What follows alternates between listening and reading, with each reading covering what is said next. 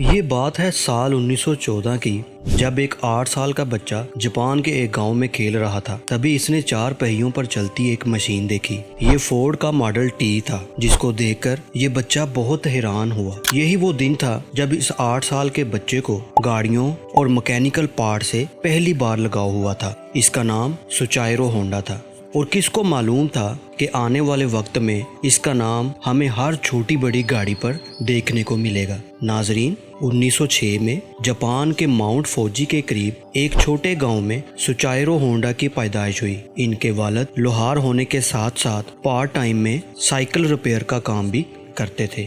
Honda کے 5 بہن بھائی پہلے ہی مختلف بیماریوں کی وجہ سے مر چکے تھے، لہٰذا اس کے ماں باپ کو اپنے اس بچے سے کافی امیدیں تھیں، لیکن اس کو پڑھائی سے تو کوئی لگاؤ نہیں تھا۔ البتہ اپنے باپ کے ساتھ سائیکل ریپیئر کرنے میں ہونڈا کو زیادہ دلچسپی تھی۔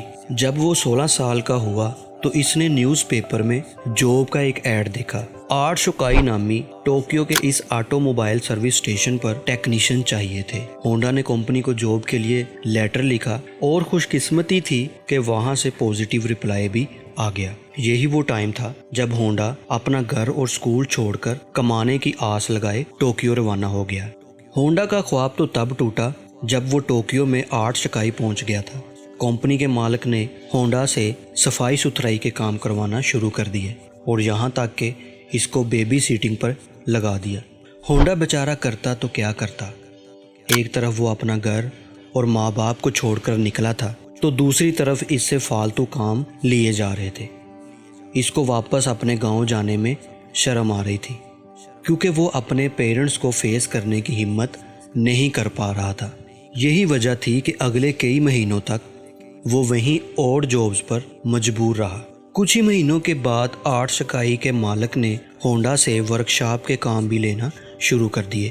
ہونڈا کو اس کام میں شروع سے ہی بہت انٹرسٹ تھا، اس لیے وہ چیزوں کو آسانی سے سمجھ آتا تھا۔ چند مہینوں میں وہ ہر طرح کی گاڑی اور ان کے پارٹس کے بارے میں کافی کچھ جان چکا تھا۔ اس دوران آرٹ شوکائی نے 2 سپورٹس کار بھی بنائی، جس میں پہلی گاڑی آرٹ ڈیملر تھی اور دوسری کرٹس۔ یہ دونوں گاڑیاں یوزڈ انجنز کو استعمال کر کے بنائی گئی تھی، جنہوں نے جاپانیز موٹر کار چیمپئن شپ، جو کہ 1944 میں ہوئی، میں پہلی پوزیشن بھی حاصل کی۔ ہونڈا ابھی تک ایک اچھا مکینک تھا، لیکن اس ریس میں وہ ڈرائیور کے ساتھ انجینئر کے طور پر بیٹھا تھا۔ یہی وہ ایونٹ تھا جس کے بعد سوچائرو ہونڈا نے موٹر سپورٹس کو اپنا ریلیجن بنا لیا۔ اگلے کئی سالوں تک وہ آرٹ شوکائی میں ہی جاب کرتا رہا اور اپنے تجربے کو بھی بڑھاتا رہا۔ 1928 میں 22 سال کی ایج میں اس کے مالک نے اپنی ایک اور برانچ کھولنے کا فیصلہ کیا۔ یہ برانچ ہماماٹسو شہر میں ہونا تھی، جس کو چلانے کے لیے مالک نے ہونڈا کو ذمہ داریاں دے کر بھیج دیا۔ ہونڈا نے آرٹ شوکائی کی اس نئی برانچ کو ایک ورکر سے شروع کیا تھا، اور صرف 2 ہی سالوں میں 30 ورکر تک پہنچا دیا۔ وہ اب ایک بریلینٹ مکینک اور ریسنگ ڈرائیور بن چکا تھا۔ اس نے اپنی مہارت کا فائدہ اٹھاتے ہوئے اپنے مالک کے لیے ایک سپورٹس کار ڈیزائن کی۔ یہ گاڑی 120 کلومیٹر پر آورز کی سپیڈ سے چل سکتی تھی، جس نے پرانے سارے ریکارڈ توڑ دیے۔ یہ ریکارڈ اگلے 20 سالوں تک جاپان کا ہائیسٹ ریکارڈ بنا رہا۔ آرٹ شوکائی کے مالک کے دل میں ہونڈا کی اہمیت مزید بڑھ چکی تھی۔ وہ اپنا خود کا ورکشاپ کھولنا چاہتا تھا، لیکن شاید قسمت کو یہ منظور نہیں تھا۔ 1936 میں ریسنگ کے دوران ہونڈا کا ایک ہولناک حادثہ ہو گیا۔ اس ایکسیڈنٹ میں اس کی جان تو بچ گئی، لیکن اس کا لیفٹ بازو فریکچر کر گیا، شولڈر بھی ٹوٹ گیا، اور چہرے پر کئی زخم آ چکے تھے۔ اس کو اپنی زندگی یہیں ختم ہوتے دکھائی دے رہی تھی۔ نہ وہ مکینک کا کام کر سکتا تھا اور نہ ہی ریسنگ میں حصہ لے سکتا تھا۔ کئی مہینوں کے بعد وہ جب دوبارہ ٹھیک ہوا تو اس نے آرٹ شوکائی کے مالک سے ریکویسٹ کی کہ وہ اب یہ ریپیئرنگ کا کام نہیں کر سکتا، بلکہ اس نے آئیڈیا پیش کیا کہ کیوں نہ وہ اب سپیئر پارٹس بنانے کے لیے ایک الگ کمپنی شروع کرے۔ آرٹ شوکائی کے سٹیک ہولڈرز نے ہونڈا کا یہ آئیڈیا فوراً ریجیکٹ کر دیا۔ ان کو پہلے ہی اچھا خاصا پروفٹ اور ریونیو بن رہا تھا، اور کوئی بھی نہیں چاہ رہا تھا کہ نیا رسک لیا جائے۔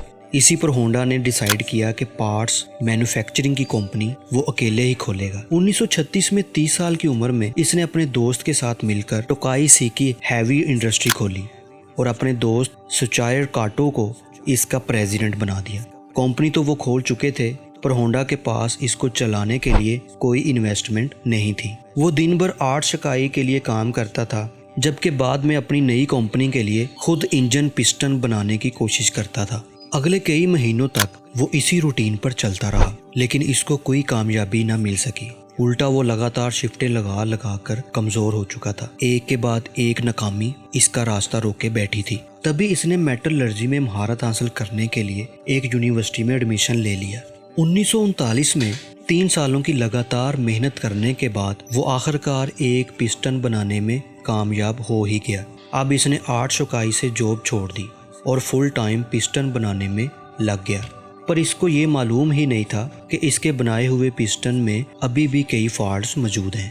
اس نے ٹوئوٹا کمپنی کو اپنے پسٹن آفر کیے تو ٹوئوٹا نے 50 میں سے 47 ڈیزائن ریجیکٹ کر دیے۔ یہ خبر ہونڈا پر بجلی بن کر گری، کیونکہ اس کے پاس اب واپسی کا کوئی بھی راستہ نہیں تھا۔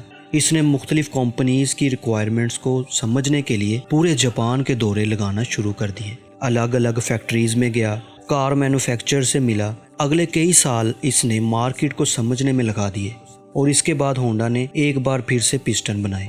اس بار یہ پسٹن ساری کمپنیز کے کوالٹی کنٹرول پاس کر چکے تھے۔ اس کو دڑا دڑ آرڈرز ملنا شروع ہو گئے، اور ایک بار پھر سے ہونڈا کو اپنے خواب پورے ہوتے ہوئے دکھائی دیے۔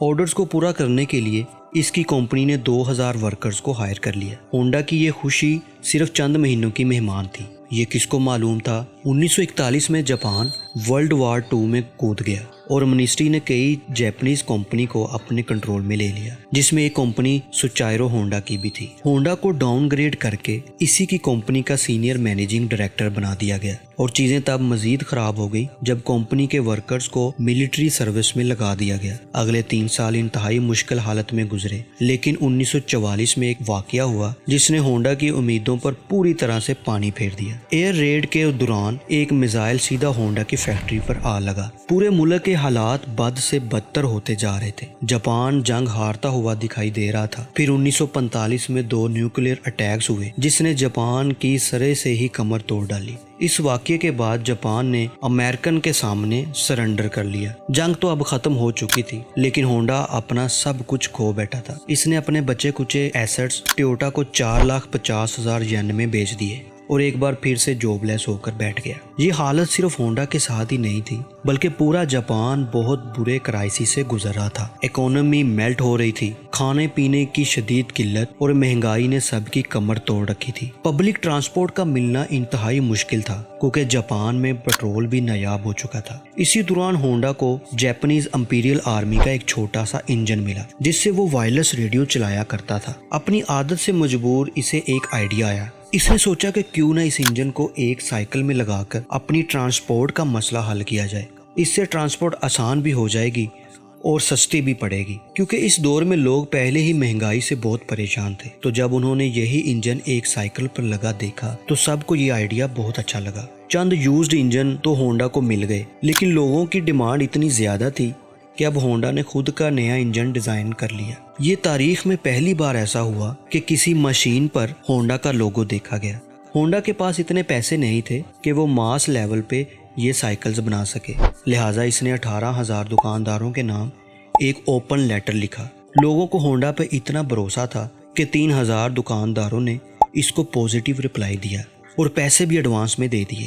اگلے 3 سالوں میں ہونڈا نے ایک ایسی موٹر سائیکل بنائی جو مارکیٹ کی ریکوائرمنٹ کے عین مطابق تھی۔ یہ سپر کب کے نام سے لانچ کی گئی، جس نے آتے ہی مارکیٹ میں دھوم مچا دی۔ یہ ماڈل اتنا کامیاب ہوا کہ 1958 میں اس نے امریکہ کی اپنی ٹرائیف اور ہارلے ڈیوڈسن کی سیلز کو بھی پیچھے چھوڑ دیا۔ کیونکہ ہونڈا کو ریسنگ کا بہت شوق تو تھا، اسی لیے اس نے اب سپورٹس بائک بنانے کا فیصلہ کیا۔ وہ مختلف بائک ریسز میں جاتا اور جیتنے والی بائکس کی خاص فیچرز کو نوٹ کرتا۔ اس دور میں ایسے سپورٹس کمپٹیشن ریس سے بڑھ کر مینوفیکچرنگ کمپنیز کے لیے مارکیٹنگ کا ٹول ہوا کرتے تھے۔ چند سالوں میں ہونڈا کی پہلی سپورٹس بائک لانچ کی گئی، جس نے 1962 میں انٹرنیشنل ریسنگ کمپٹیشن میں پہلی پوزیشن حاصل کی۔ اس ریس نے ہونڈا کا نام پوری دنیا میں فیمس کر دیا۔ 1960s میں ہونڈا دنیا کی سب سے بڑی موٹر سائیکل مینوفیکچرنگ کمپنی بن گئی، اور 1968 تک یہ 1 کروڑ یونٹ سیل کر چکے تھے۔ اپنی زندگی کے 62 سال گزارنے کے بعد آخرکار سوچائرو ہونڈا کو کامیابی تو مل چکی تھی، لیکن جو خواب وہ بچپن میں ہی دیکھ بیٹھا تھا وہ ابھی تک پورا نہیں ہو پایا تھا۔ ہونڈا اب کار مینوفیکچرنگ کی طرف بھی جانا چاہتا تھا۔ کئی لوگوں نے اس کو ایسا کرنے سے منع بھی کیا، لیکن انہوں نے کسی کی ایک نہ سنی۔ اس وقت جاپان میں آلریڈی ٹویوٹا اور نسان جیسی کمپنیز اپنا بزنس جمائے بیٹھی تھی۔ وہاں مارکیٹ میں اپنی نئی جگہ بنانا کافی مشکل تھا۔ ہونڈا نے اپنی پہلی پک اپ ٹرک T360 لانچ کی، جو کہ فیل ہو گئی۔ اس کے بعد سپورٹس کار S500 لانچ کی، جس کے صرف 1300 یونٹ ہی بک پائے تھے۔ کئی سالوں کی محنت اور کئی درجن ڈیزائنز ریجیکٹ ہونے کے بعد فائنلی 1972 میں ہونڈا سوک لانچ کی گئی۔ یہ وہ گاڑی ہے جس کے نئے ماڈلز آج تک پوری دنیا میں فیمس ہیں۔ 1980s میں ہونڈا موٹرز جاپان کی تیسری بڑی مینوفیکچرنگ کمپنی بن گئی اور صرف 10 سالوں میں ہی یہ دنیا کی تیسری بڑی کمپنی بن گئی۔ آج ہونڈا کا نام ہمیں cars, motorcycles, boat engines, plane engines اور درجنوں پاور ٹولز پر دیکھنے کو ملتا ہے۔ سوچائرو ہونڈا نے ہونڈا سوک کے لانچ ہونے کے اگلے ہی سال 1973 میں کمپنی سے ریٹائرمنٹ لے لی اور 5 اگست 1991 کو ان کی زندگی کا یہ سفر ہمیشہ کے لیے ختم ہو گیا۔ سوچائرو ہونڈا اپنی زندگی میں اتنی محنت کر گئے کہ اب جب تک ہونڈا کارز چلتی رہے گی، سوچائرو کا نام بھی روشن ہی رہے گا۔ جی تو امید کرتے ہیں آج کی ویڈیو آپ کو پسند آئی ہوگی۔ ملتے ہیں اگلی ویڈیو میں نیو ٹاپک کے ساتھ، تب تک اپنا خیال رکھیں۔